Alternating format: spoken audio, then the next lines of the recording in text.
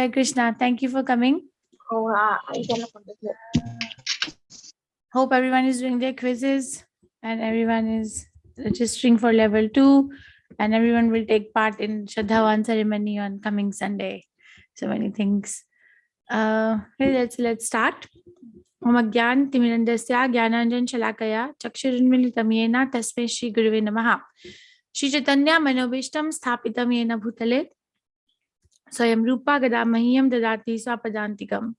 Hey Krishna Karuna Sindhu Dinbandhu Jagat Pate Gopesha Gopika Kanta Radha Kanta Namastite Tapta Kanchan Gaurangi Radhe Vrindavadeshwari Vishbhanu Sute Devi Pranamami Hari Priyai.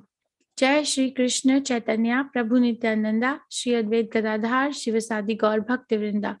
Hare Krishna Krishna Krishna Hare Hare Hare Ram Ram Ram Hare Hare. So what was the name of chapter 15?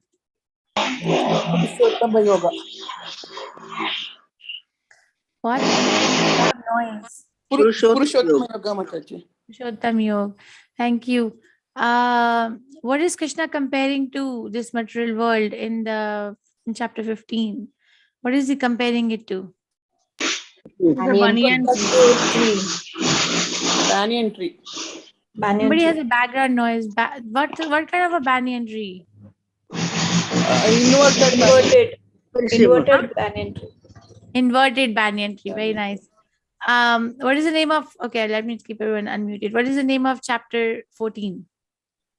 Gunatraya Vibhaga Yoga. Okay, very nice. What is it called in English? 3 modes of material nature. Very nice. But I asked one question yesterday. I don't know if anyone is able to answer today. What question did Arjun ask to Krishna in chapter 14? What was his question to Krishna? Okay, you can raise your hand or write to me in the chat for that. What was the question asked by Krishna to Arjun in chapter 14? 3 questions. 3 questions. Yes, Mataji. What are the symptoms of a person who is transcendently 3 moods of nature? Okay, very nice. What else? What are the symptoms? And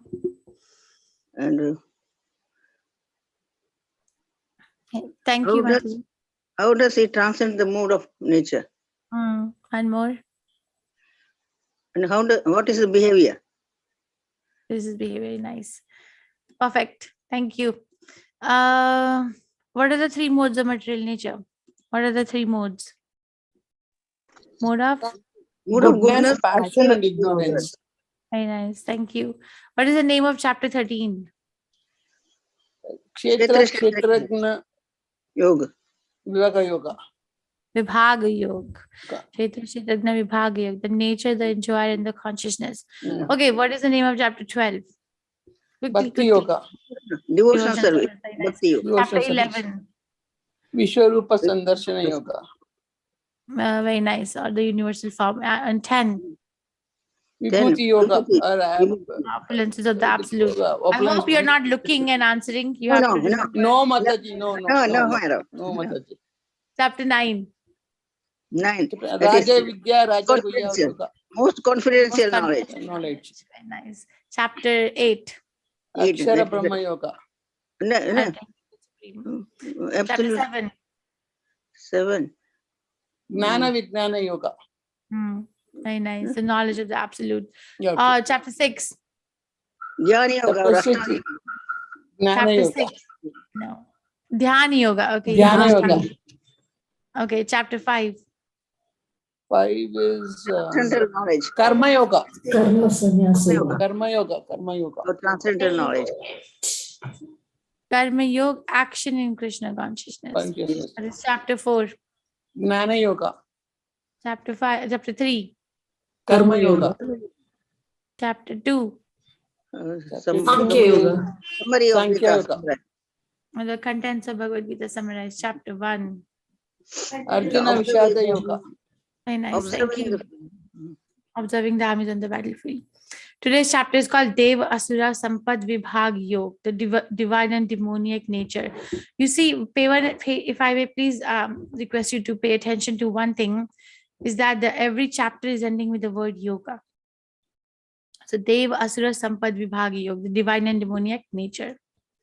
Let's pay our obeisances to Shri Radha Govinda before we proceed. This is what is a summary of yesterday's chapter. Krishna compares this world with the upside down banyan tree. So becoming detached from the material world. From verse 1 to 5, Krishna describes the intricacies of this banyan tree and how one has to cut the attachment. Asanga shastrena dhridena chitva. Don't do an activity which will lead to further entanglement. That is intelligence, actually. If someone is in problem and then they do something which puts them in more problem, like say somebody, okay, and then is that a proper behavior or a proper behavior, a proper use of intelligence is that they try to figure out how do I get out of the problem? What is a proper behavior? What's a proper behavior? How do I get out of the problem? Not to intricate my life anymore. So that's one of the first steps in solving a problem. Understand that there is a problem. This material world is a problem. So that then that person only will be able to understand the real meaning of this. Asanga shastrena dhridena chitva. Cut it with the weapon of detachment. Transmigration of the soul. Krishna is the maintainer of the gross body, subtle body, and the soul.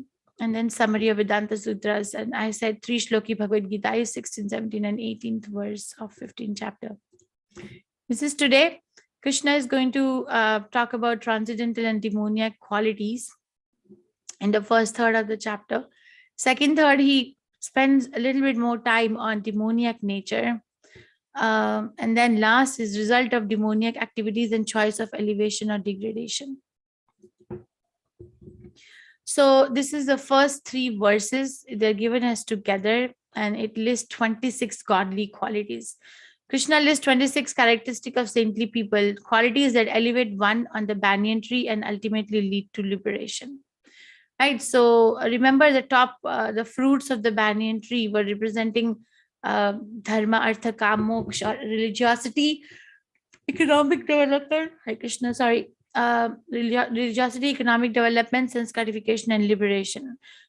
So these 26 qualities help to get ourselves out of this place. And these are the 26 qualities. And then Prabhupada gives a very big purport explaining each quality and what varna or what ashram must have these qualities.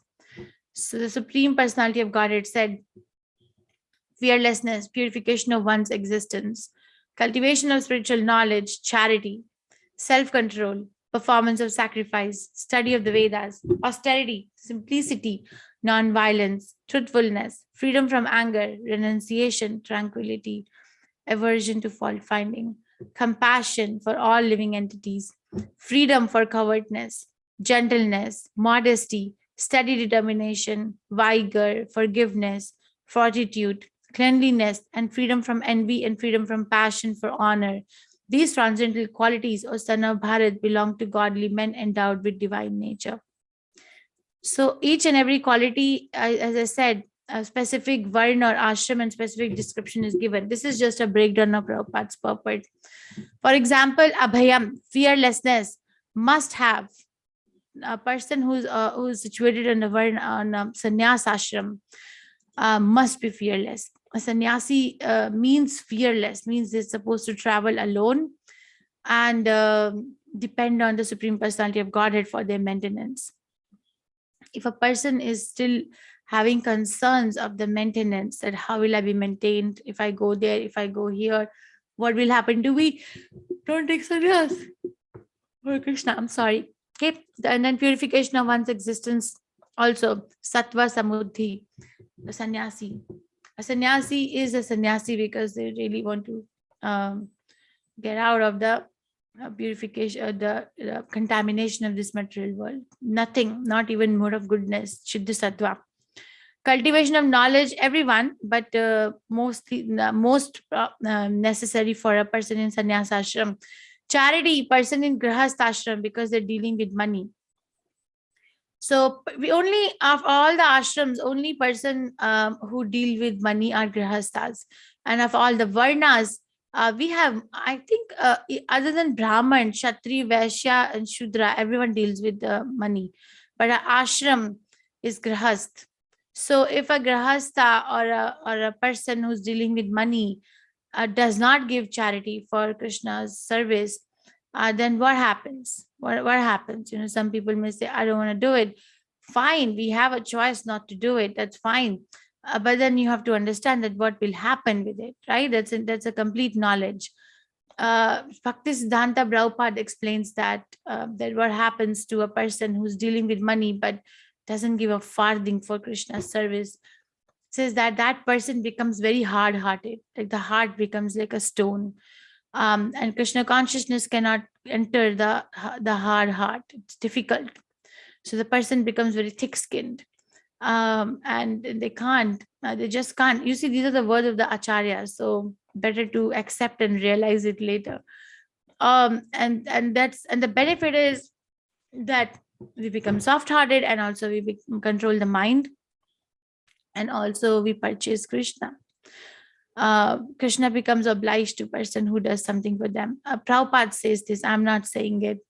Okay, self-control, all of the varnas and all of the ashramas, but especially grahastha, because grahastha has money in the hand, and money means sense gratification. With money, one can buy objects of sense gratification without discrimination. So that leads to more entanglement in the banyan tree. But how to regulate and how to manage, because it ultimately belongs to Krishna. So better to have a consciousness of being a caretaker rather than being a proprietor. Okay, and that's why one has to be self-controlled. Sacrifice, grihasthas are supposed to perform all the sanskaras or sacrifices, and the most important element is Sankirtan Yagna. That is why in every house, there should be Hare Krishna Kirtan every day, at least once a day with your family. Do it for some time in your temple, or if you have deities and in front of your deities, because that's a sacrifice recommended. Vedic studies is specifically for brahmachari. A brahmachari is not a person who just doesn't marry. That's not the definition of a brahmachari. Brahmachari is a person who lives in ashram under the supervision of the spiritual master and cultivates the Vedic knowledge. A brahmachari is very scholarly in Vedic knowledge, because that's how they control their mind. Right? How do you control the mind? By strengthening your intelligence. And how do we strengthen our intelligence? By spiritual knowledge. Krishna says this in 3rd chapter, last verse, 43rd verse. He says this, right? When he's talking about different degrees of lust in 3rd chapter, last verse, he says that by the strength of the spiritual knowledge, one must control this enemy called lust. So brahmachari, how do they restrain themselves or control themselves from getting entangled in the vichitra or the varieties of this life? By cultivating knowledge of Krishna under the supervision of a guru. That's a brahmachari. Not a person who is not married. Nope, that not according to the Shastras. Okay, like that, 26 qualities are described, like simplicity. Most of the other qualities are for all the varnas and all the ashramas, but for Kshatriya, I can see vigor, because Kshatriya has this tendency that I really want to give protection. Like I really want to give protection. So like that, these are the list of 26 qualities which you can read the first 3 verses of 16th chapter. Interestingly, Krishna describes divine qualities, and then Prabhupada elaborates on each and every quality as to what it really means. And then he talks about the demoniac qualities. Dambho darpo abhimanas cha krodha parushayam evacha agyanam cha abhijatasya partha sampadam asurim. Arrogance, pride, anger, conceit, harshness, and ignorance. These qualities belong to those of demoniac nature, O son of Pritha. So I think I have another slide on that. No. So arrogance, pride, anger, conceit, harshness, and ignorance. And why does it happen? Because there's this tendency that I need to be the center of attention. People, wherever I go, they need to, listen to me, or talk about me. There's a lot of me. The life is centering around me. And that me is not coming from the platform of being part and parcel of Krishna, but is coming from false ego, which is a result of uncontrolled mind. So then we exhibit these qualities. Okay. And then he tells, okay, I mentioned the list of demoniac qualities and the list of divine qualities, but what is the reason to mention these lists? What is the reason to know it at all, after all? So this is the reason. Devi sampad vimokshaya nibandhaya asuri mata ma sucha sampadam Devi abhijato asi pandavaha. The transcendental qualities are conducive to liberation, whereas the demoniac qualities make for bondage. Do not worry, O son of Pandu, for your bond with divine qualities. Okay, so the transcendental qualities are conducive for liberation, demoniac qualities make for bondage. And what is this bondage that Krishna is talking about? We mentioned in the beginning of class, but what is this bondage, make for bondage? What bondage? Everyone awake? Anyone wants to answer? Write in the chat or raise your hand. I think Mataji, you answered, so let me give chance to someone. Yes, Shruti Vahi, Mataji. What is this bondage? Mataji, Hare Krishna Mataji. Mataji, I feel repeated birth and death cycle, no? So you stay in We this. again, because of these qualities, we again keep taking birth and then again die, all those things. And then also we degrade to lower species of life from human form. Yes, Mataji. Thank you. Yeah, So Hare it's a Krishna. bondage, Hare Krishna. Bondage means that we actually do something which is not conducive to the Krishna consciousness. We remain in the prison house of some mental speculation. We remain. For example, somebody who is wise can see that somebody who is drinking too much alcohol is in problem, right? Somebody who's wise can see, right or wrong. If somebody is drinking too much alcohol, and somebody who's wise can say that, okay, this is going to create problem now, right? Yes, Mataji. Okay, but then the other person, out of the goodness of the heart, goes to this person struggling with addiction, that why don't we have a chat? Why don't we understand what is it that you're really trying to get out of this? What is missing in your life that you're trying to add by this, right? But the other person says, no, I'm all right. I was missing this only. This is what I really needed. I'm all right. So that person is choosing to remain in bondage, right? Yes, Mataji. Other person came out of the goodness of their heart that, listen, I'm going to give you some time and we're going to sit down, we're going to figure out what is the real background or reason for you to do this. But other person says, no, I'm all right. I don't need you. I'm all right.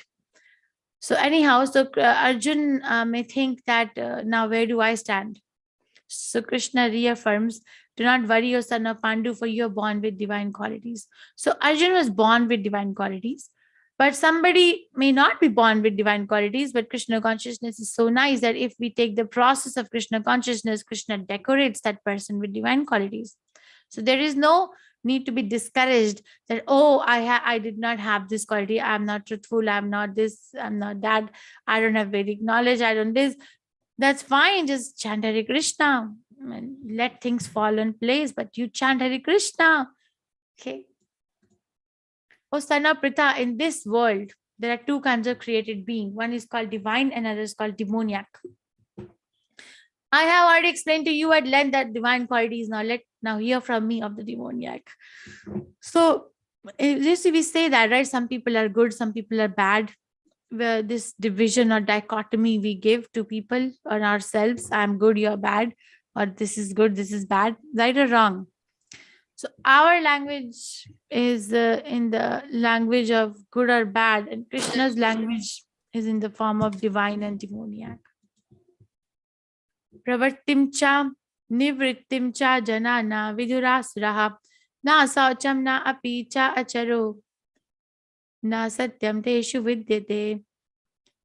This is the activity of a demoniac person. He described the symptoms of a demoniac person, the behavior. These are activities. Those who are demoniac do not know. Pravartim cha nivrittim cha. Do not know what is to be done and what is not to be done. neither cleanliness, na socham, na api chacharo, nor proper behavior, na satyam, nor truth is found in them. Because immediately when somebody takes away or turns back to Krishna consciousness, then they cultivate these qualities: no cleanliness, does not know what is to be done, what is not to be done, not proper behavior, and no truth. Supreme Personality of Godhead is saying it. So we cannot actually, Chaitanya Mahaprabhu says this in Chaitanya Chaitamrita. Don't trust a person. 3 kinds of people should not be trusted. Let me see if I remember. One, he said, is a meat eater. Second, he said, person who's not a devotee. And third, he says, a woman who's not a devotee. So it's should not be a politician. Sorry, a meat eater, a politician, and a woman who is not a devotee. Chaitanya Mahaprabhu says, don't trust.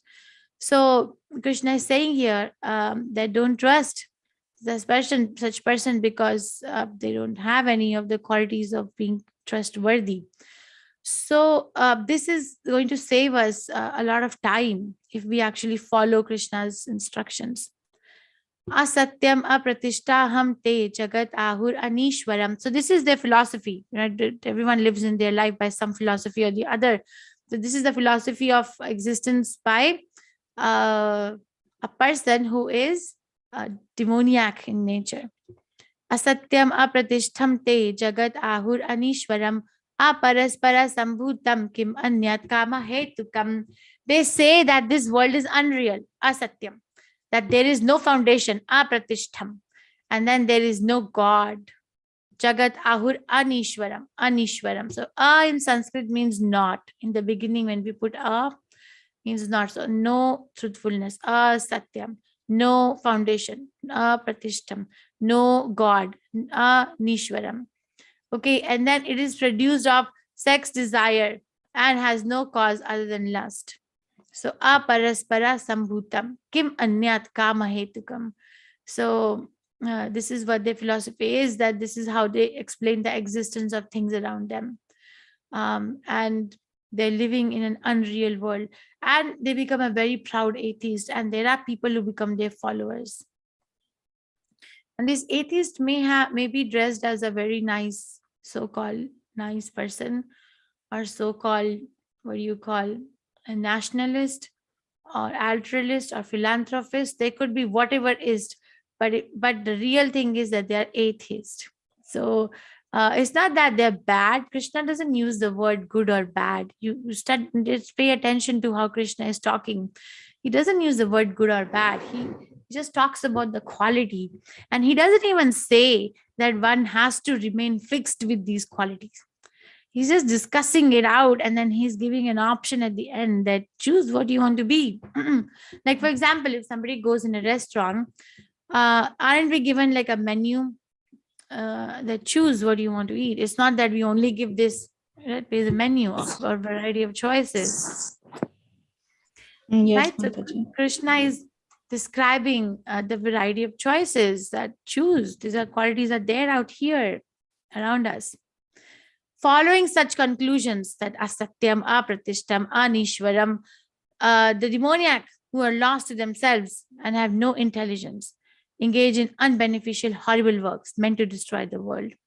So outwardly, this is Krishna describing that this is how they act, because their foundation of existence is very shaky. So what happens?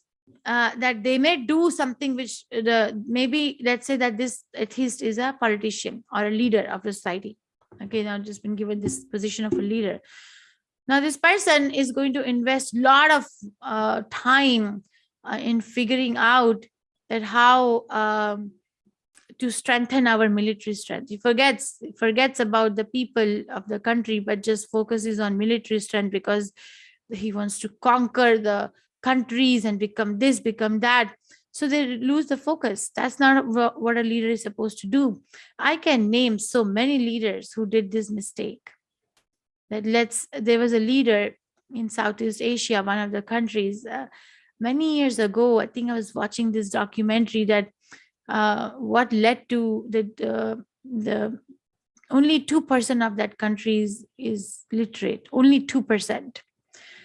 Everyone else is not even literate. Literacy, if we go by the definition, the ability to read and write, so only 2%. So I don't know why we were watching it was many years ago. And then they were showing the interview of this particular leader who was leading this part of the world, and then how they were talking. So they were talking that we would eat grass, but we will make nuclear weapons. We would live on grass, it doesn't matter. But most important thing is to make nuclear weapon. And the people of the country were like cheerleading that leader. That leader is demoniac leader. They're supposed to take care of the people, take care of the animals, take care of their happiness, but they are very busy in making these demoniac, horrible works, unbeneficial to destroy the world. Prabhupada gives definition of democracy. Says there was no democracy in the beginning. We study how Yudhishthira Maharaj was selected, or Parikshit Maharaj, or how these amazing rulers, Bharat Maharaj. So how are they becoming the rulers? There was no democracy. He said democracy is a demon crazy. The demon crazy is democracy, because we don't know how to choose a leader, and then we choose another demon, and then we curse that, okay, you are the one who's not a good leader. But the problem is not that person. The problem is we made a bad choice. And why we made a bad choice? Because we don't know. So there is not, Prabhupada said this, give the government to us. We'll tell you how to rule in Varnashram system, where everyone will be happy. Civilization will be peaceful. So demoniac, taking shelter of insatiable lust, pride and false prestige, and being thus illusion, are always prone to unclean work, attracted by the impermanent. Okay, they are taking shelter, so they take shelter of the insatiable lust. And I think we discussed what is lust many times now. So what is lust? What is lust? Desire. Anything except Krishna is lust. Anything we desire except Krishna is lust. Okay, very nice. That's Krishna's coverage, Swami. Thank you. Prabhupada's definition, Atmendra Tipti Vanchataru Nam Kam. Whatever I do to satisfy my own desire is lust. And they are attracted to unclean work, attracted by the, always sworn to unclean work, attracted by the impermanent. They believe that to gratify the senses unto the end of life is the prime necessity of human civilization. Thus, there is no need, no end to their anxiety. Being bound by hundreds and thousands of desires, by lust and anger, they secure money by illegal means for sense gratification. It's a futuristic vision, right? Someone is attracted to demoniac qualities, and this is the kind of future that holds for them. Sorry. So you see that a person who's not clean in the heart will be attracted to these things. It's not that that person is a bad person. Don't think like that. That's not what Prabhupada teaches us, at least. He says that, Jesus Christ said this, right? Hate the sin and not the sinner. That person is not a bad person, because in its constitutional position, Atma, if you look at that person as Atma, who's living in that body, is actually part and parcel of Krishna. But somehow or other it is covered. So now it has to be uncovered. And then the person has to shine in their own glory as part and parcel of Krishna. But if we get attracted to all these things, and if we don't try to uncover us, then we lose the purpose of the life. We have to understand through thorough spiritual conviction and introspection, thoroughly understand that why am I in this life? What is the purpose of my human form of life? Is my purpose? There can be a short-term goal and there can be a long-term goal. But the most important thing is, what is your long-term goal? Do you want to, or do I want to do something which is not going to lead me back to Krishna, or which is not going to make me always happy, constitutionally happy? Or is it something that I do want to do it? What is it that is my long-term goal? So if my long-term goal is to go to Krishna, then we have to avoid these four things. These are the pillars on which all the sinful activities of the whole world sit. There are unlimited sinful activities, but as a house stands on some pillars, right? But similarly, the sinful activities of the whole world stand on these four foundational pillars. So we'll go clockwise. Gambling. These are very detailed. These qualities are very in depth. So gambling. What is the problem with gambling? The problem with gambling is that it takes away truthfulness from the heart of a person. Okay, meat eating. What is the problem with meat eating? The problem with meat eating is that it takes away the quality of mercy. The person becomes very hard-hearted, and eating, killing someone to eat them is a sign of being very hard-hearted. A soft-hearted person, Krishna-conscious person, would rather starve. But it makes us more thickly covered by this quality of being hard-hearted. Intoxication, including tea and coffee, what does it do? It makes us it makes us, what do you say? It covers our real intelligence. We lose the strength to understand our spiritual being, because we are always covered by this intoxication. An intoxicated person forgets who they are, even in the material sense. So how will they understand that who they are in terms of their spiritual situation? No intoxication, including tea and coffee. Soul doesn't need that. Soul does not need all that. And we are trying to fulfill the needs of the soul. Illicit relationships. Illicit relationships are always, the person is always fearful, right? Illicit relationship, what happens? The people do it and hiding it from the world. Why are they hiding it from the world? Because they know that once they're discovered, then it will lead to disrespect. So this is not conducive. So the person will never be able to reveal or understand who they really are, because already they are living in three different lives, right? They don't know. Even in the material dealings, their so-called relationships, they're not straightforward. And now they're covering it even more. Okay, I am here this, I'm here that. That becomes a very boggling kind of a life. So not recommended. There's no need. We are trying to fulfill the needs of the soul. The modern civilization teaches us how to fulfill the need of the body, gross or subtle body, right? If you go to the market and there's so many shops decorated with this sale, this thing. So just pay attention. Okay, what are those shops doing? What are they doing? They are trying to tell us what to buy, and buy to fulfill the needs of what?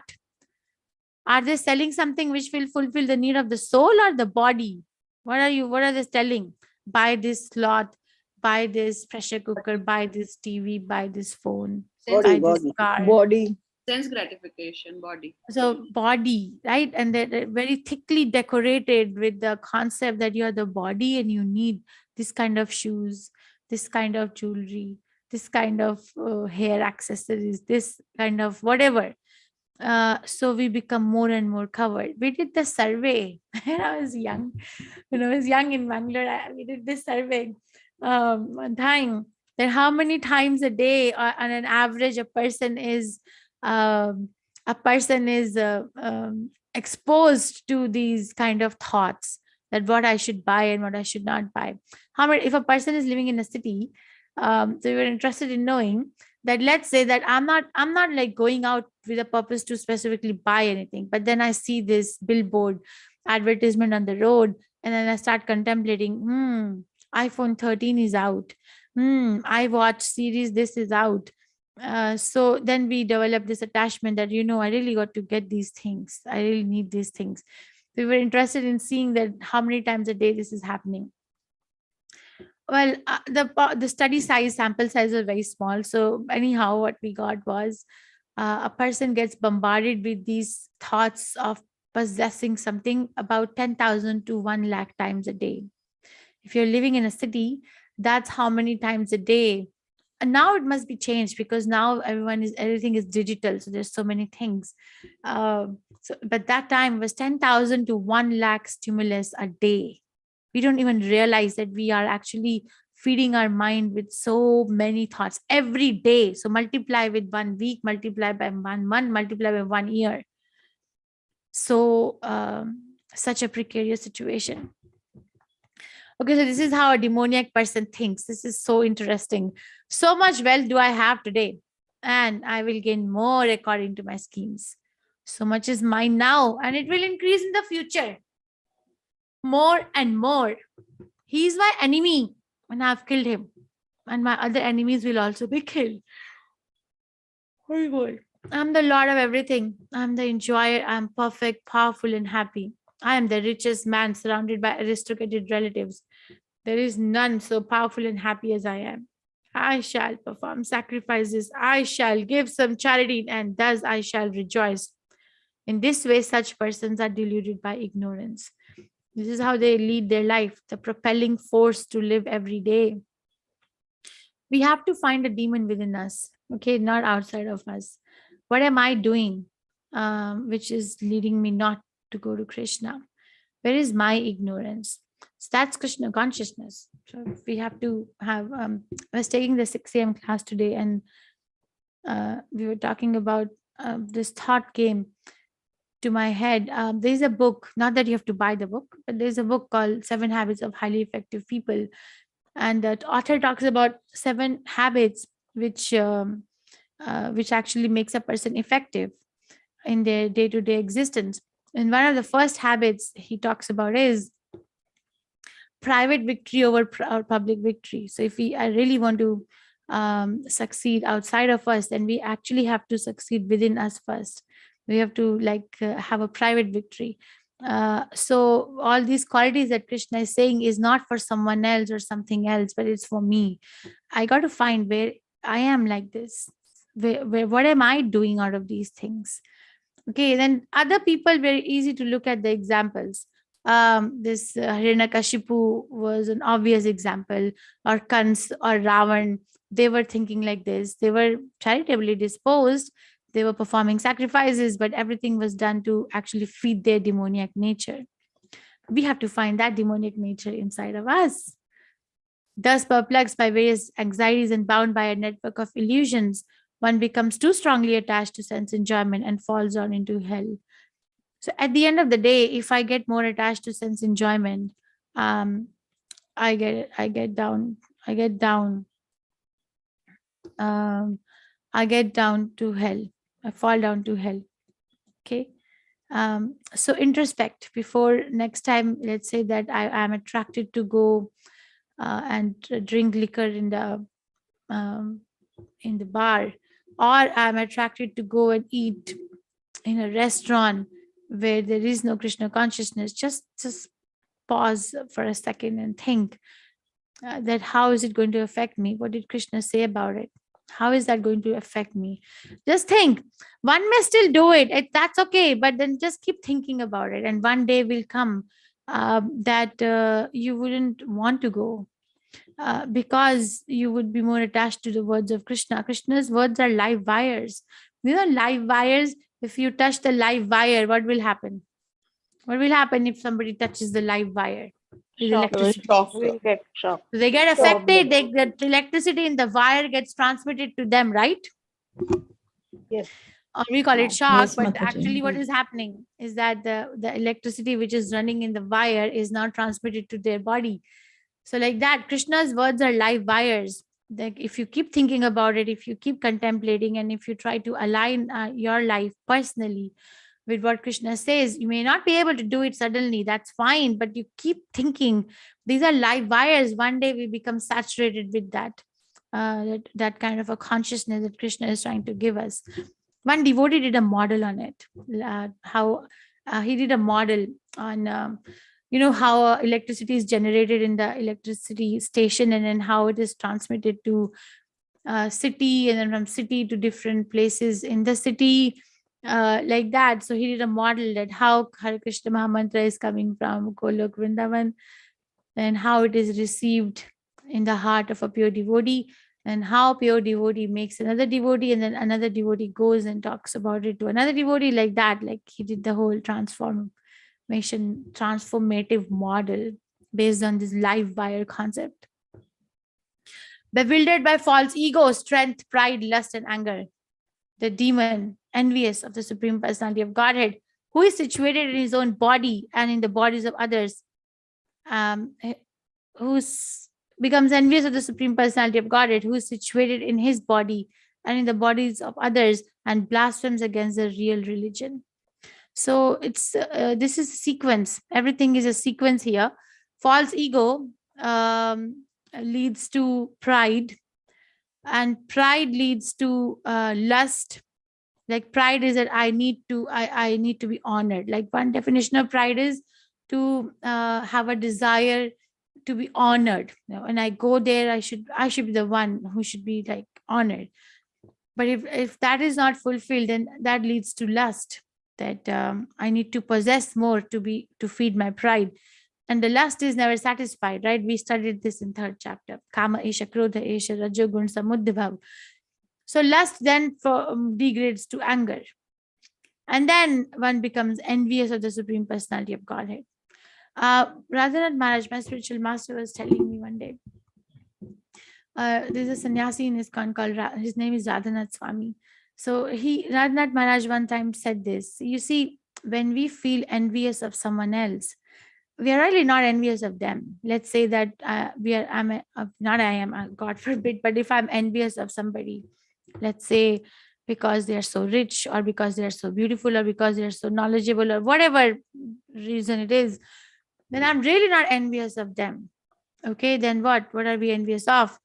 Okay, actually that person has nothing. That person is given all these qualities by the Supreme Personality of Godhead for a particular time duration, right? So actually the real envy is to Krishna. That Krishna, why did you give that person this? I'm here. Don't you see me? Like, I'm here, give it to me. So actually, I'm envious of Krishna, not that person. So when we get envious of someone else, it's really not someone else. Because without the sanction of without Krishna's sanction, they cannot have anything. So my envy is really directed towards Krishna. And that's where my demoniac nature is. So try to understand, it's very deep. And this is Shishupal. Shishupal was born envious of Krishna. He was born with 4 hands. And he was born envious. So his mother went to the astrologer and said that my baby is born with 4 hands. Why? So the astrologer said, when he will see the person who will kill him, his 2 hands will fall off. So when Shishupal turned 1, his mother went to invite everyone for the birthday party. Come to my child's birthday party. Come. So she went to Krishna. Krishna, come. Krishna was related to her in some relationship. And he said, you don't want me to come. I said, no, I want you to come. It's my baby's turning 1. Come. So Krishna went. Krishna saw Shishupal. Shishupal saw Krishna, and his 2 hands fell off. So his mother said, Krishna, you're gonna kill my baby? He said, he hates me. He's envious of me. So what was Shishupal doing? Every time he will see Krishna, he'll start swearing. He'll start swearing at Krishna, and he'll start calling him bad words all the time, every time. So envious that he couldn't hold himself or stop himself from doing that. So one time after the after the war of Mahabharat, when Yudhishthira Maharaj, this is Yudhishthira Maharaj, and this is Narad Muni. When Yudhishthira Maharaj was going to perform Rajasuya sacrifice, unanimously Krishna was chosen as the benefactor of the sacrifice. But that arena, Shishupal enters. And as soon as Shishupal enters, he looks at Krishna and he starts cursing Krishna. And Krishna is the apple of everyone's eye in that assembly. And everyone is getting disturbed by his words, because his benefactor is a chosen benefactor of the sacrifice. So see how these kings are getting ready to fight with Shishupal. So Krishna calms everyone down. Calm down. I'll take care of it. Calm down. We are sitting for the sacrifice. Let's not fight. Then Krishna said, Krishna thought, I'm going to give him 100 chances to swear. If he does 101, then I'm going to show him what it takes if you keep swearing the Supreme Personality of Godhead.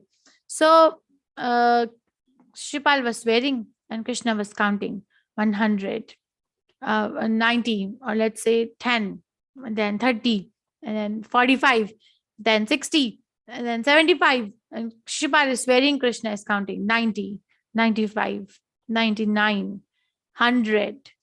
And then he was going to say 101, and Krishna released his Sudarshan Chakra to give him the haircut above his shoulders, like beheaded him.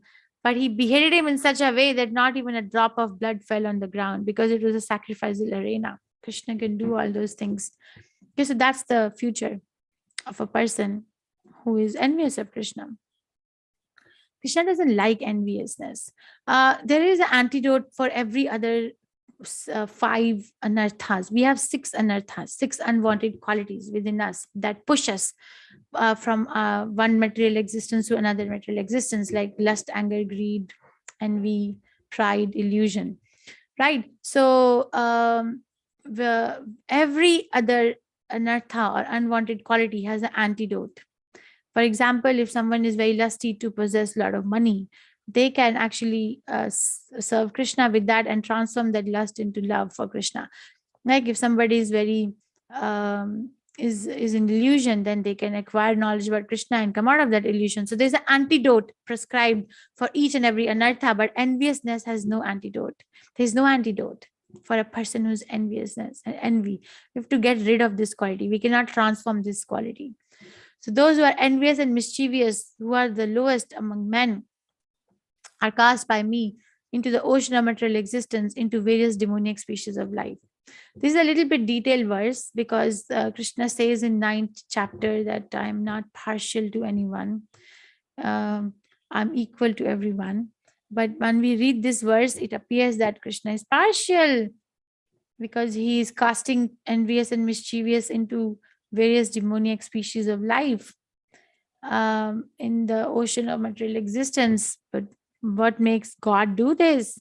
He's supposed to be impartial. Well, God is not partial. He's not partial, because he's already clarified his situation in 4th chapter that yathamam prapadyante tam steva bhajamiham. You choose how you want to interact with Krishna. As you surrender, Krishna will reciprocate. If somebody is surrendering in this way, then this is a reciprocation. This is not partiality. For example, if somebody is a good student, okay, and then they surrender to the discipline of the school, they are very thoroughly educating themselves, and they're taking an effort to learn, and they're sincere about themselves. So when they write an exam, they get A+, right? And then there's another child who is totally contrary. The school is open, but they go, but then they really don't pay attention to the class. They really are interested in, playing around or doing something else rather than studying. That they hate to open their books or to listen to the teacher. So they don't. They get C-. So will you say the school is partial? One person is getting A+, another is getting C-. No, but that's what they worked for. And it's not that the school is open, but that's what they worked for. So this is what this person is working for. We have to recognize that I have an independence to choose. And that's where my independence is. Attaining repeated birth amongst the species of demoniac life, such persons can never approach me. Gradually, they sink down to the most abominable type of existence.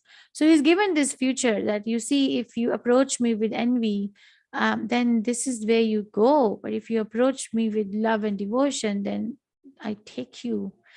Prabhupada gives 2 examples to explain this point. I remember now. One example is of a typewriter. Do you know what a typewriter is? Because maybe younger people in the class may not know. Yes? Yes, Mataji. So Prabhupada gives example of typewriter. So the typewriter, what is it doing? When it is in the earthly planet, what is it doing? What is it doing? It's doing tuck, tuck, tuck, tuck, right? Tuck, tuck, tuck, tuck, typing. Okay, now take that typewriter to the heavenly planet. What will it do? Again, the same thing, tuck, tuck, tuck, tuck.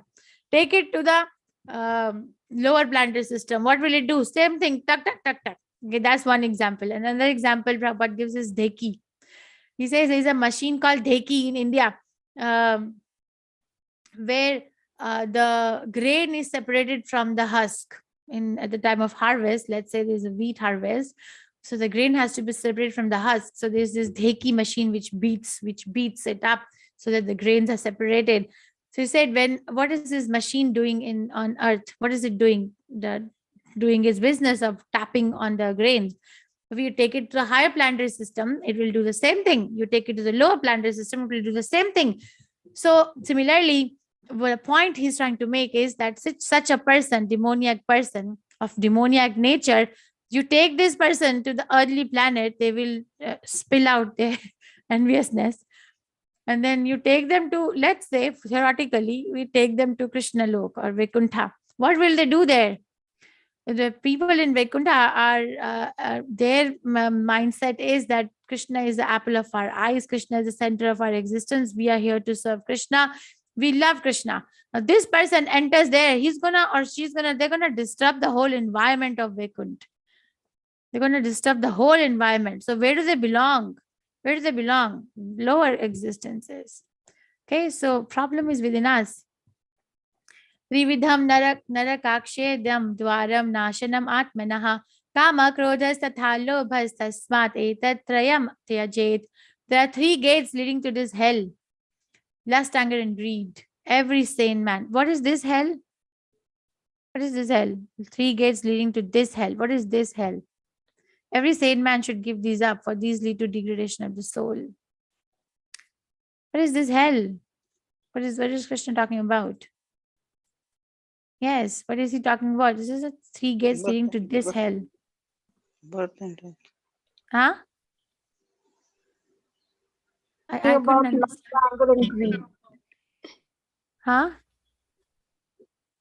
Demonic life. The demoniac, yes, the demoniac nature, or more specifically, or more recently, we have been discussing the element of envy. So we feed our envy, or we actually become more and more entangled in the complexities of demoniac nature by opening these 3 gates. Lust, when it is not satisfied, leads to anger. And then there is this element of greed, where I want to have more and more, which feeds the lust. So every sane man should give these up. Should word is used. I think I said this. Should means non-negotiable, for they lead to the degradation of the soul. Okay. The man who has escaped these 3 gates of hell, O son of Kunti, performs acts conducive to self-realization and thus gradually attain the supreme destination. Because a person who is, what is the activity or the symptom of a person who is trying to escape these 3 gates of hell, of lust, anger, and greed? They don't degrade themselves with their mind. The mind will still give its own commands and demands. But then they say, okay, my mind is there, I'm there, and I need to be able to choose. So that needs bala, that needs strength. It's not so easy. One devotee, who was it? In Gitanagri, one devotee was giving lecture one time, few weeks ago, and I was there. He was saying, who is a hero? Who is a real hero? The real hero is a person who has conquered their own self, who's conquered their own mind, is a real hero. Not a person who goes inside a burning house and saves someone from a burning house. No, the real hero is a person who has controlled their senses and mind. Okay. Ya shastra vidhim utsarjya vartate kamakaritaha na sa siddhim avapnoti na sukham na param gatim. But he who discards scriptural injunctions and acts according to his own whims attains neither perfection nor happiness nor the supreme destination. So na siddhim avapnoti na sukham na param gatim. Na siddhim doesn't get perfection, na sukham doesn't get happiness, na param gatim doesn't get the supreme destination. Who's ya shastra vidhim utsarjya. Utsarjya means is living life opposite to the shastra vidhi, or the injunction of the scriptures is going opposite to it. Then they are actually making. Krishna has said this many times in Bhagavad Gita, that don't try to live life away from what I'm telling you how to, or my injunctions. If you do, then these are your options. This is what is going to happen to you. Tasma shastram pramanam te karya akarya vyavastitau gyatva shastra vidhanoktam karma kartum iharhashi. One should understand what is duty and what is not duty by the regulations of the scriptures. So you say the word karya and akarya. Tasmat shastram pramanam. Pramanam means evidence. Shastra praman. So from the shastric praman, understand. Vyavastitau. Understand what is karya and what is akarya. What is to be done and what is not to be done. Okay, gyatva shastra. Knowing this, after you know the shastras, knowing such rules and regulations, vidhanoktam. After you understand all the vidhi vidhans from the shastric injunctions, karma kartam iharishi. So do something which will lead to the elevation, or liberation. Okay, not just gyan. So he's trying to bridge the gap between, which is very difficult to bridge, gyan and vigyan. The gyan is like knowledge. Okay, vigyan is application of knowledge. Application of knowledge is very difficult. One may be like very nice in memorizing the verses, or maybe very nice in cooking a vegetarian meal, or even maybe very nice in doing deity worship. But if they're not applying it in their personal life, if they don't know how to apply this knowledge, if we don't see a change, a transformation in our own life because of Krishna consciousness, then we have really not understood the science. Even though we may be reading it, even though we may be discussing it, but we have not understood it. Understanding comes by application. I'll give you an example. Let's say that there is a doctor, okay, in training. There's a doctor in training. A doctor is training to become a surgeon. And the teacher of this, or the professor of this person is teaching this, that you do this surgery, you do this. In the classroom, they're teaching, on the blackboard, they draw, oh, these are the approaches to let's say, get to the kidney. You can go from the back, you can go from the side, you can go like this. This is how you make the incision. And when you open the skin, then this comes, and you open this, and this comes like that. Okay, so that's gyan. But the real thing happens in the operating room, when they have to go and pick up the knife and do it. Right? Can you think of yourself doing that? Like, you're sitting in a class and the teacher is teaching, and then you're supposed to go out and perform it in a live ground. So different, right? The gap is filled. Yes. Right? Yes, Mataji. Yes, Mataji. Yes, Or Mataji. the other common example is that, let's say that watching or reading a cookery book, like reading a book or recipes. So, okay, I need to cook. So I need this, I need this, I need this, I need this. Okay. Now, but when you actually go to cook it, when you actually go to collect the ingredients and try to cook it, it's so different. Yeah. It's so different than what just reading. So that is what it is, that apply it. Get rid of this demon, the demons within us, or within me, within you, by the strength of Krishna's consciousness. And that's a spiritual master is needed for that. Spiritual master helps us in those things. So this is 16th chapter, transcendental and demoniac qualities. Krishna describes how many transcendental qualities. Now you can tell me. How many transcendental qualities Krishna describes in the beginning of 26. chapter? 26. Nice. 26. 26. Okay, who will tell me what was the first one? First quality. 26 is the right answer, but what was the first quality? Krishna Chaitanya. First quality, what did he describe?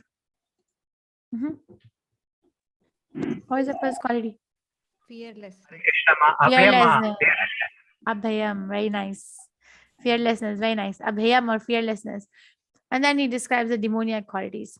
And then Bhavanti Sampadam Devim. The divine qualities are conducive for liberation, and the demoniac drag us down.